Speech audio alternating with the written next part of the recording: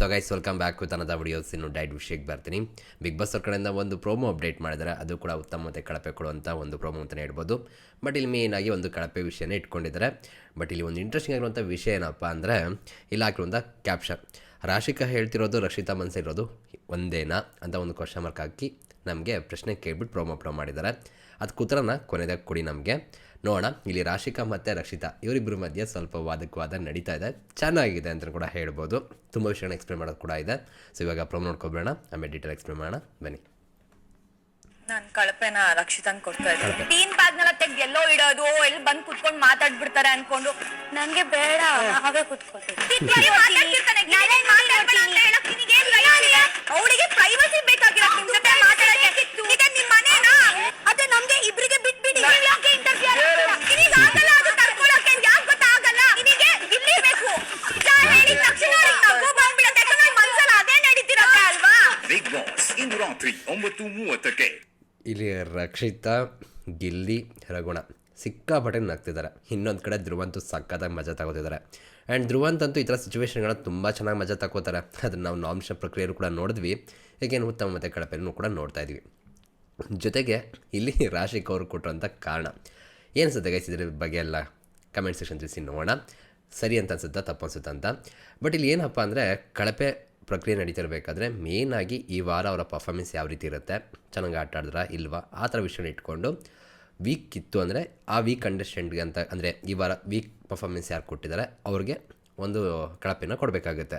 First ವಿಷಯ, ಇಲ್ಲಿ ಕಳಪೆ ಕೊಡ್ತಿರೋಂಥ ಕಾರಣ ಏನಿದೆ ಅದು ಆ ವಾರದ ಕಳಪೆಯಿಂದ ಕೊಡೋದಕ್ಕೆ ರೈಟ್ ಅಲ್ಲ. ಬಟ್ ಆದರೆ ಬರೀ ರಾಶಿಕರು ಮಾತ್ರ ಆ ಥರ ಕೊಡ್ತಾರಾ? ಎಂಥದಿಲ್ಲ. ಈ ಸೀಸನ್ ತುಂಬ ನೋಡ್ಕೊಬಂದಿದ್ವಿ. ಬೇಕಾದ್ರೆ ಇವತ್ತು ಎಪಿಸೋಡ್ ತೆಗೆದು ನೋಡಿರಿ.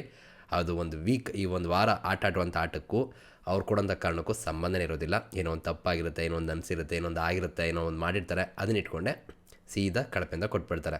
ಇಲ್ಲಿ ಕೂತ್ಕೊಂಡು ಹೇಳೋದು ಈಸಿ, ಅಲ್ಲಿ ಆ ಥರ ತಲೆ ಓಡೋಲ್ಲ, ಅದು ಕೂಡ ಸತ್ಯನೇ. ಸೊ ಆಗಿ ಬಿಡೋಣ, ಏನು ಪ್ರಾಬ್ಲಮ್ ಏನಲ್ಲ ಅದು, ಓಕೆನಾ. ಬಟ್ ಆದರೆ ಇಲ್ಲಿ ತುಂಬ ವಿಷಯಗಳು ಕ್ವಶನ್ ಮಾಡೋ ರೀತಿ ಇದೆ. ಯಾಕಂದರೆ ಇದೇ ಒಂದು ಟಾಪಿಕ್ ಬಗ್ಗೆ ಮಾತಾಡಿ ಅಂದ್ಬಿಟ್ಟು ತುಂಬ ಜನ ವೀಡಿಯೋ ಶೇರ್ ಮಾಡಿದ್ರು. ನಾನು ಎಕ್ಸ್ಪ್ಲೇನ್ ಮಾಡಿದ್ದೆ ತುಂಬ ಜನಕ್ಕೆ, ನಾವು ಹೇಗೆ ತೊಗೊಂಡು ಹೋಗ್ಬೋದು ಇದನ್ನು ಅಂದ್ಬಿಟ್ಟು, ಓಕೆನಾ, ಇನ್ ಪಾಸಿಟಿವೇ. ಬಟ್ ಇದ್ರ ಬಗ್ಗೆ ವೀಡಿಯೋ ಸಪ್ರೇಟ್ ಎಲ್ಲ ಬೇಡ, ಸುಮ್ಮನೆ ಅದೊಂಥರ ಅನಿಸುತ್ತೆ ಅಂತ ಮಾಡಿರಲಿಲ್ಲ, ಓಕೆನಾ. ಬಟ್ ಒಂದು ಒಳ್ಳೆ ರೀತಿಯೇ ಮಾಡಿದ್ದಾರೆ. ಪ್ರೋಮೋ ಕೂಡ ಅಪ್ಡೇಟ್ ಮಾಡಿರೋದ್ರಿಂದ ಎಕ್ಸ್ಪ್ಲೇನ್ ಮಾಡೋಣ. ಆ್ಯಂಡ್ ಈ ವಿಷಯನ ಯಾವ ಥರ ತಗೋತೀರಾ ಗೈಸ್. ಇವಾಗ ಈ ಬಿಗ್ ಬಾಸ್ ಮನೆಯಲ್ಲಿ ಒಂದು ವಿಷಯ ಅಂತೂ ಕ್ಲಿಯರಾಗಿ ಗೊತ್ತಾಗ್ತಿದೆ. ಬಟ್ ತುಂಬ ಅನುಮಾನ ಬರೋ ರೀತಿ ಕೂಡ ಇದೆ. ಒಂದು ಗಿಲ್ಲಿ ಮತ್ತು ಕಾವ್ಯ, ಇನ್ನೊಂದು ಗಿಲ್ಲಿ ಮತ್ತು ರಕ್ಷಿತಾ. ಇದಕ್ಕೊಂದು ಕ್ಲಾರಿಟಿ ಅಂತೂ ಸಿಕ್ಕಿಲ್ಲ. ಫ್ರೆಂಡ್ಸಾ, ಪ್ರೀತಿನ, ಅದು ಒಂದು ಒಳ್ಳೆ ಬಾಂಡಿಂಗ್ ಅಂತ ಅನ್ಕೋಬೇಕು, ಯಾವ ಥರ ಅನ್ಕೋಬೇಕು, ಯಾವ ಥರ ತೊಗೋಬೇಕು ಅನ್ನೋ ಒಂದಿಷ್ಟು ಜನಕ್ಕೆ ಪ್ರಶ್ನೆಗಳಿದೆ. ಎಕ್ಸಾಕ್ಟಾಗಿ ಇದೇ ಥರ ಅಂತ ಹೇಳೋಕ್ಕಾಗ್ತಿಲ್ಲ, ಕ್ಲಾರಿಟಿ ಸಿಗ್ತಾ ಇಲ್ಲ.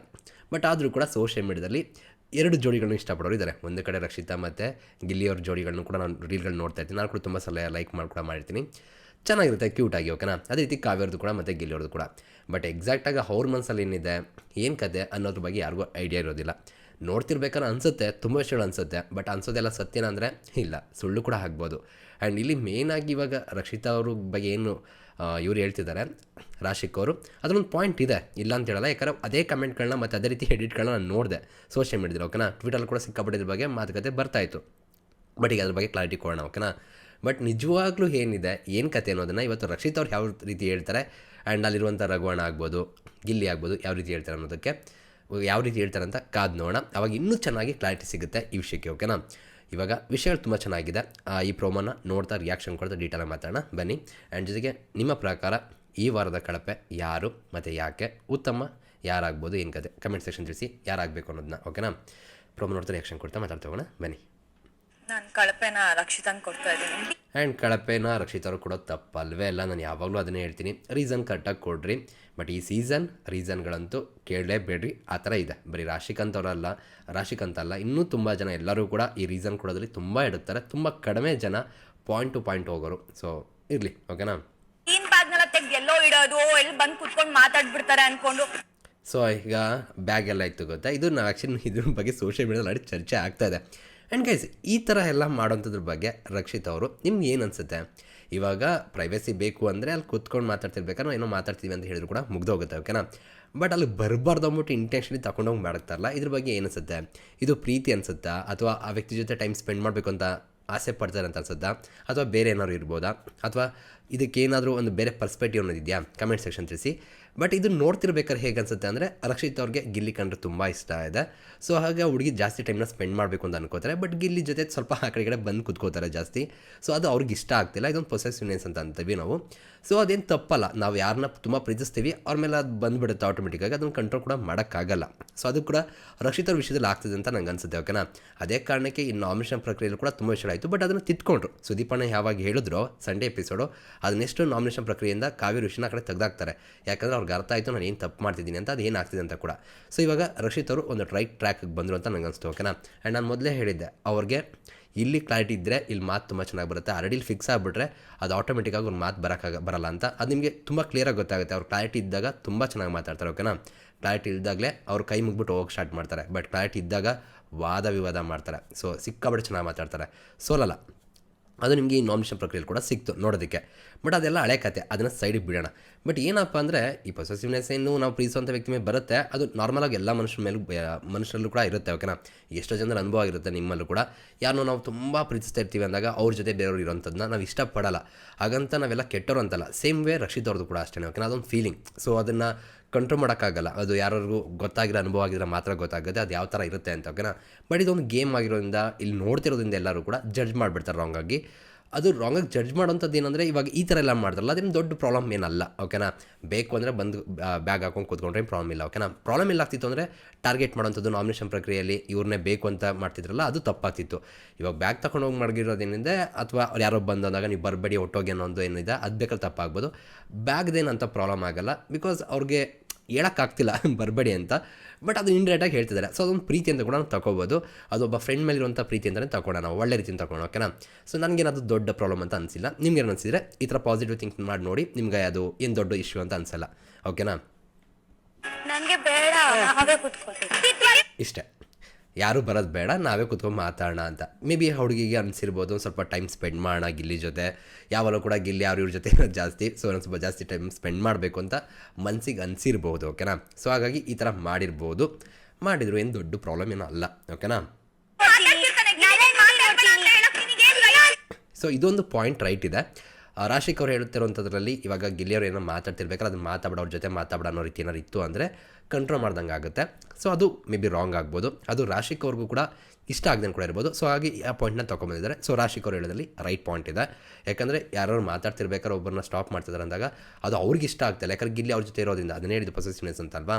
ಸೊ ಆ ಥರ ಬಂದಾಗ ರಾಶಿಕ್ ಅವ್ರು ಹೇಳೋ ಪಾಯಿಂಟ್ ರೈಟ್ ಇದೆ. ಯಾಕಂದರೆ ಅವ್ರಿಗೆ ಅನಿಸುತ್ತೆ ಇವ್ರೇನು ಹಿಂಗೆ ಕಂಟ್ರೋಲ್ ಮಾಡ್ತಿದ್ದಾರಲ್ಲ, ಇದೆಲ್ಲ ಸರಿ ಇಲ್ಲ, ಯಾಕಂದ್ರೆ ಅವ್ರು ಫ್ರೀಡಮ್ ಇಲ್ಲೋ ಮಾತಾಡೋದಕ್ಕೆ ಅನ್ನೋ ರೀತಿ ಬರುತ್ತಲ್ಲ.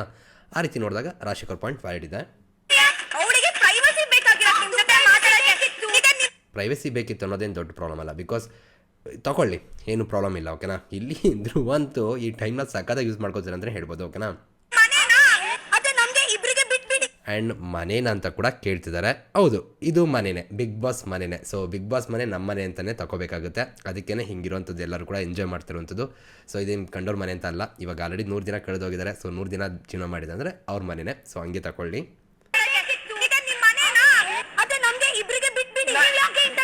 ಆ್ಯಂಡ್ ನಮ್ಮಿಬ್ರಿಗೆ ಬಿಟ್ಬಿಡಿ, ಏನೋ ಇಂಟರ್ಫೇರ್ ಆಗಿಬಿಡಿ ಅಂತ ಹೇಳ್ತಿದ್ದಾರೆ.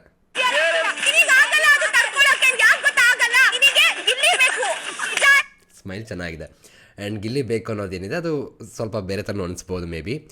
ಬಟ್ ಹೇಳಿದ್ರು ಅರ್ಥನೂ ಕೂಡ ಇದೆ, ಇಲ್ಲ ಅಂತಲೂ ಹೇಳೋಕ್ಕಾಗಲ್ಲ. ಯಾಕಂದರೆ ರಕ್ಷಿತ್ ಅವ್ರಿಗೆ ಗಿಲ್ಲಿ ಕಂಡ್ರೆ ತುಂಬ ಇಷ್ಟ ಇದೆ ಅನ್ನೋದು ಅನಿಸುತ್ತೆ. ಅದು ಯಾಕೋ ಗೊತ್ತಿಲ್ಲ, ತುಂಬ ಕೇರ್ ಮಾಡ್ತಾರೆ ಹುಡುಗಿ ಗಿಲ್ಲಿ ವಿಷಯದಲ್ಲಿ. ನಾವು ನಿನ್ನೆ ಕೂಡ ಪ್ರಮೋದ್ ಅಂತೀನಿ ಇದರಲ್ಲಿ ವೀಡಿಯೋಗಳ ಕ್ಲಿಪ್ಗಳನ್ನ ನೋಡ್ತಿದ್ದೀನಿ, ಲೈವ್ ಕ್ಲಿಪ್ಗಳೆಲ್ಲನೂ ಕೂಡ. ಸೊ ಗಿಲ್ಲಿ ಜೊತೆ ಇರೋಕ್ಕೆ ಇಷ್ಟಪಡ್ತಿದ್ದಾರೆ ಅಂದರೆ ಅವ್ರು ಬೇಕು ಅಂತಲೇ ಇರುತ್ತೆ. ಓಕೆನಾ, ಒಬ್ಬ ಫ್ರೆಂಡಾಗಿ ಕೂಡ ಬೇಕು ಅಂತಲೇ ಇರ್ಬೋದು, ಹಂಗೆ ತಗೊಳ್ಳೋಣ. ಓಕೆನಾ, ಸೊ ಇದೇನು ದೊಡ್ಡ ಪ್ರಾಬ್ಲಮ್ ಅಲ್ಲ. ಬಟ್ ಇಲ್ಲಿ ಏನಂದರೆ ಅದು ತುಂಬ ಎವಿಡೆಂಟಾಗಿ ಕಾಣಿಸ್ತಿದೆ ಅಲ್ವಾ. ಈಗ ಯಾಕೆ ರಾಶಿಕ್ ಅವ್ರಿಗೆ ತುಂಬ ಜಾಸ್ತಿ ಅನಿಸಿರ್ಬೋದು ಅಂದರೆ ರಘುವಣ ಕೂತಿದ್ದಾಗಲೂ ಕೂಡ ಅವ್ರು ಚೆನ್ನಾಗೇ ಕೂತಿರ್ತಾರೆ, ನಾರ್ಮಲಾಗಿ ಕೂತಿರ್ತಾರೆ. ರಾಶಿಕ್ ಅವ್ರು ಇರ್ತಾರಲ್ವಾ, ಅವ್ರಿಗೆ ಆಗ್ತಾಯಿಲ್ಲ, ಕಷ್ಟ ಆಗ್ತಿದೆ ಯಾರಿಗೆ ರಕ್ಷಿತ್ ಅವ್ರಿಗೆ, ಅವ್ರಿಗೆ ಇಷ್ಟ ಆಗ್ತಾಯಿಲ್ಲ. ಬಟ್ ಅದನ್ನು ಹೇಳೋಕ್ಕಾಗ್ತಿಲ್ಲ, ಇಂಡೈರೆಕ್ಟಾಗೇನೋ ಬೇರೆ ಹೇಳ್ತಾರೆ. ಅದು ಪ್ರಮುಖ ಒಂದು ರಿವ್ಯೂ ಮಾಡಿದ್ದೆ.